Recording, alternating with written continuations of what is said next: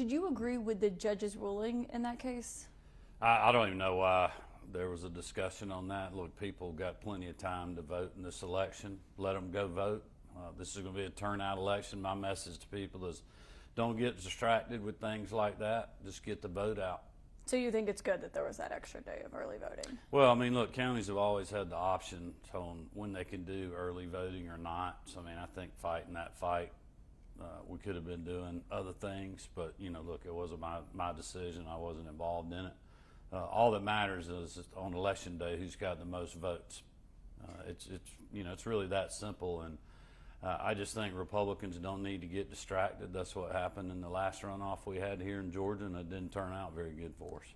Well, I want to return to that, but since I have seen you, you've won your re-election. You got about 200,000 more votes than the Republican candidate for Senate, Herschel Walker, did. You're now appearing with him on the campaign trail in a much bigger way than you were last time I saw you.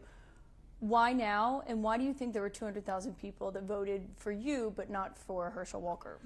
Well, listen, I was focused on making sure that I got reelected, and I was also, as you know, from our past interviews and what people saw us doing and our campaign doing, it wasn't just helping me, it was helping our whole ticket. We had a really good night here in Georgia. We won every, statewide race Republicans did, and then we got an incumbent U.S. Senator in a runoff. So we had an incredible night here.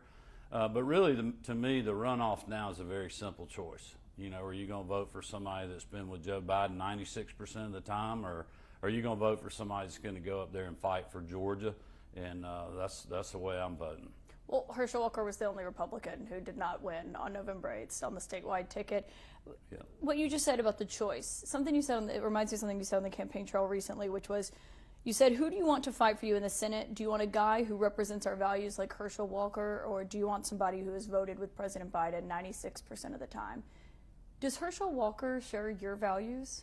Well, listen, when I'm talking about going to Washington, D.C. and fighting for what Georgians need, I'm talking about the border, 40-year high inflation, astronomical gas prices since Joe Biden took office, and the agenda that Raphael Warnock has supported up there. I mean, to me, it's that simple in this race.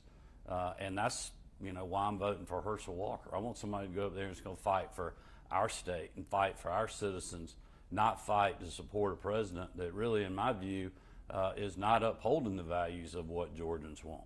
And you think Herschel Walker does that when it comes to values? I think he will do that in the United States Senate.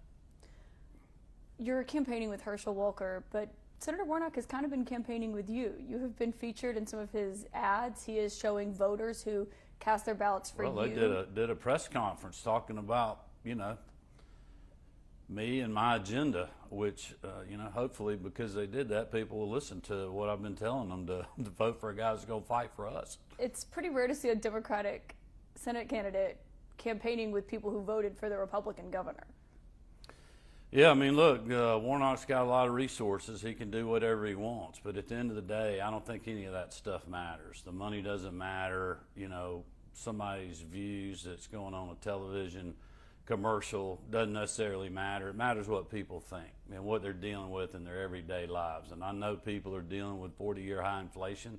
I know that they know that the border's a disaster, and you got Joe Biden saying after the November election he's not going to change a thing. And I just think there's a lot of Georgians that want things to change in Washington, D.C., and they want people fighting to lower gas prices and lower 40-year high inflation. Interest rates are going up. I mean, it's, a lot of people starting to get laid off, big companies that are out there. Thankfully, our economy has been more insulated than most around the country, and we're very thankful and blessed by that. But, we don't want to risk that continuing into the future. You talked about lessons learned after the last runoff election. What are those lessons? Well, I think that's one reason we controlled our own destiny on our ground game, which we've, turned that over to the Senate Leadership Fund, and they're out there working, they're knocking doors, we're getting people to the polls, which is what this race is all about. And we built something pretty special here that worked. It didn't just work for me, it worked for the rest of the Republicans on the state ticket, and we're trying to make that work hopefully in this runoff.